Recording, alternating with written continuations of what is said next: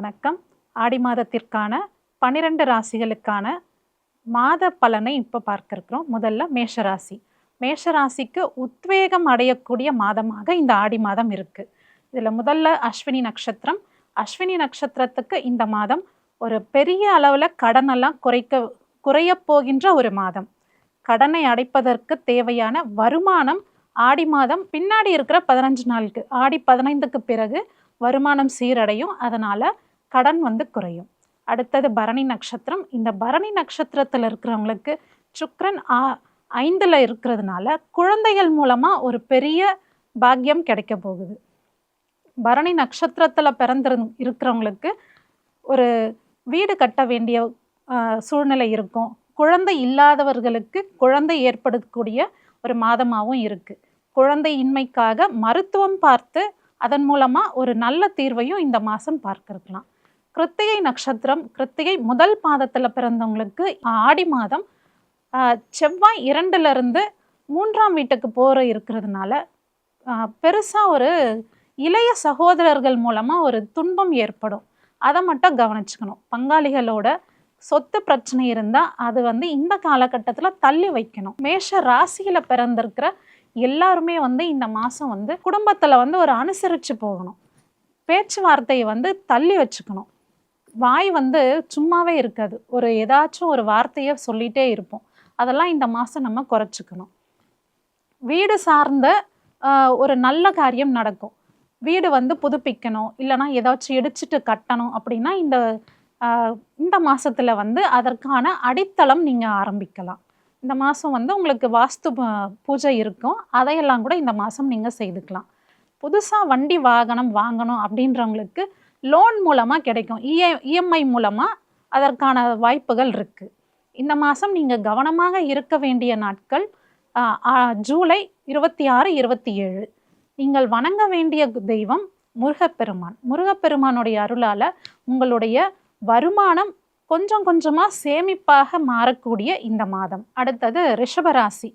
ரிஷபம் கொஞ்ச நாளாகவே உங்களுக்கு உஷ்ணம் சார்ந்த பிரச்சனைகள்லாம் இருந்துகிட்ருக்கு. அந்த பிரச்சனைகள்லாம் இந்த மாதம் ஓரளவு குறைய போகுது.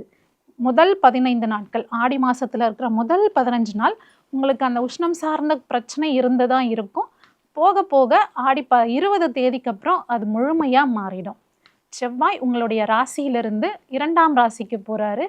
உங்களுடைய வார்த்தைகளில் கவனம் தேவையாக இருக்கும். சேமிப்பு இருந்துருச்சுன்னா அந்த சேமிப்பு மூலமாக ஒரு புதிய வீடு வாங்குறது, புதிய மனை வாங்குறதுலாம் இந்த மாதத்தில் நடக்கும். 2ல் இருக்கக்கூடிய புதன் உங்களுக்கு ஒரு நற்செய்தியை கொடுக்க போகிறாரு. என்ன மாதிரி நற்செய்தினா, இனிமையாக பேசக்கூடிய ஒரு சிந்தனை திறனையும் உங்களுக்கு தரப்போகிறாரு.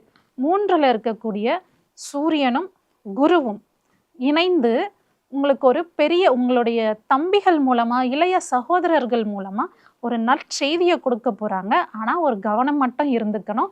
அரசாங்க சொத்து, அரசாங்கத்துக்கு சொந்தமான சொத்தில் ஏதாச்சும் வில்லங்கம் இருக்கிற மாதிரியான சொத்தெல்லாம் வாங்கிறது நேரிடும். அதனால் இந்த மாதம் நீங்கள் அதை தள்ளி வைக்கிறது நல்லது. 4ல் கேது இருக்கிறதுனால சுகஸ்தானத்தில் சுக்கிரனும் கூடவே சேர்ந்திருக்கிறாரு. இது வரைக்கும் ஒரு சுகத்தை அனுபவிக்காமல் குடும்பத்தை விட்டு வெளியூர்களில் வெளிநாடுகளில் பிரிஞ்சிருந்தவங்கலாம் குடும்பத்தினரோட சேர்ந்து வாழக்கூடிய ஒரு அற்புதமான மாதமாக இது இருக்குது. ரிஷபராசியில் கிருத்திகை முதல் 2ஆம் பாதம், 3ஆம் பாதம், 4ஆம் பாதம் இருக்குது. இந்த நட்சத்திரத்தில் இருக்கிறவங்களுக்கு 11ல் இருக்கிற சனி பகவான் வக்ரமாக இருக்கிறதுனால லாபத்தில் இருந்த ஒரு சுணக்கம் எல்லாம் தற்காலிகமாக ஒரு 4 மாதத்துக்கு உங்களுக்கு அது சரியாக போகுது. அடுத்தது ரோஹிணி நட்சத்திரம். ரோஹிணி நட்சத்திரத்துக்கு 10ல் இருந்த ராகு ஒரு தொழிலில் ஒரு நல்ல ஒரு முன்னேற்றத்தை கொடுத்துட்ருக்கிறாரு. மிருகசீரிஷ நட்சத்திரம் முதல் பாதம், 2ஆம் பாதம். ராசியிலேயே செவ்வாய் பகவான் இருக்கிறதுனால முரட்டு குணங்கள் அதிகமாக இருந்தது இந்த மாதம். அதெல்லாம் நீங்கள் கொஞ்சம் குறைச்சிக்கணும். அதை குறைச்சாதான் குடும்பத்தில் ஒரு நல்ல ஒரு சூழ்நிலை நிலவும். கவனமாக இருக்க வேண்டிய நாட்கள் ஆகஸ்ட் 28, 29. நீங்கள் இந்த மாதம் வணங்க வேண்டியது அம்மன். உங்கள் வீட்டு பக்கத்தில் இருக்கக்கூடிய அம்மனை வழிபடுறது ரொம்ப சிறப்பு. அடுத்தது நம்ம பார்க்க இருக்கிறது மிதுன ராசி. மிதுன ராசியில் ராசியிலேயே புதன் அஸ்தங்கத்தில் இருந்து உதயத்துக்கு வரப்போகிறாரு. அதனால் இந்த மாதம் உங்களுக்கு ஒரு விடிவெள்ளி அப்படின்ற ஒரு சூழ்நிலை உங்களுக்கு இருக்க போகுது. இந்த மாசத்துல நீங்க எடுக்கக்கூடிய அனைத்து காரியங்களுமே வெற்றி அடையும். ஏன்னு கேட்டிங்கன்னா 2ல இருக்கக்கூடிய சூரியனும் குருவும் உங்களுக்கு ஒரு பிரகாசமான வழியை உங்களுக்கு கொடுக்க போறாங்க. 2ல குரு உச்சமாயிட்டு இருக்கிறதுனால செலவு வந்து அதிகமா இருந்திருக்கும். பண வருவாயை விட செலவு அதிகமா இருந்தாலும் அது உங்களுடைய மூலதனமா தான் மாறிட்டு இருந்திருக்கும். இந்த மாதம் அதுவும் கண்டினியூ ஆக போகுது. அதனால ஒரு பெரிய செலவு ஒன்றும் அதிகமா இருக்காது. 2ல இருக்கக்கூடிய சூரியன் முதல்ல 15 நாட்களுக்கு உங்களுக்கு ஒரு நல்ல ஒரு வருமானத்தை கொடுப்பாரு. அடுத்த 15 நாட்களுக்கு கொஞ்சம் செலவையும் சேர்த்து தருவார். 3ல இருக்கக்கூடிய கேது உங்களுடைய முயற்சிகளுக்கு அனைத்து விதமான வெற்றியையும் கொடுக்க போறாரு. நீங்க எடுக்கக்கூடிய முயற்சிகள் உங்களுடைய வாழ்க்கையை அடுத்த கட்டத்திற்கு எடுத்து செல்லக்கூடிய பலத்தை கேது பகவான் கொடுக்கிருக்கிறாரு. நிறைய பேர்கள் என்ன நினைச்சிட்டு இருப்பாங்க, 8ல ராகு இருக்கும்போது ஒன்றும் பெரிய அளவுல வெற்றி கிடைக்காது அப்படின்னு நினைச்சிட்டு இருப்பாங்க. ஆனா உங்களுக்கு வெற்றியை கொடுக்கக்கூடியவர் 5ஆம் அதிபதியான செவ்வாய். இவர் உங்களுக்கு ராசிக்கு 11ல இருந்து ஒரு நல்ல லாபத்தை கொடுத்துட்டு இருக்கிறாரு. அதே செவ்வாய் 12ல வரும்பொழுது உங்களுக்கு ஒரு விரயத்தையும் கொடுப்பாரு. அது எந்த மாதிரி விரயமான்னு கேட்டிங்கன்னா, வீடு கட்டுறது, மனை வாங்குறது, இந்த மாதிரியான விரயமாக தான் இருக்க போகுது. அதனால் அது விரயம் இல்லை, உங்களுக்கான ஒரு இன்வெஸ்ட்மெண்ட்டாக தான் இருக்கும். மிதுன ராசி, மிருகசீரிஷம் 3ஆம் பாதம் 4ஆம் பாதம் இந்த நட்சத்திரத்தில் இருக்கிறவங்களுக்கு ஒரு நல்ல வெற்றி வாய்ப்பு இருக்க போகுது. புனர்பூசம், திருவாதிரை 1 பாதம், 2ஆம் பாதம், 3ஆம் பாதம், 4ஆம் பாதம் இந்த 4 நட்சத்திரத்தில் இருக்கிறவங்களுக்கும் ஒரு நல்ல எதிர்காலம் இந்த மாதம் உங்களுக்கு ஒரு அடித்தளமாக இருக்க போகுது. 12ல விரயத்தில் இருந்த செவ்வாய் உங்கள் ராசிக்கே வரப்போகிறாரு.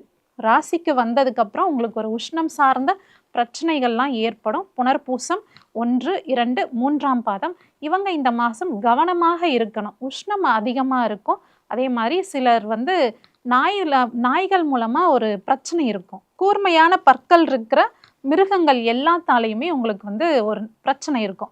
அதே மாதிரி கூர்மையான கொம்புள்ள மிருகங்களாலையும் பிரச்சனை இருக்கு. அதிலிருந்து உங்களை விடுவிச்சுக்கணும்.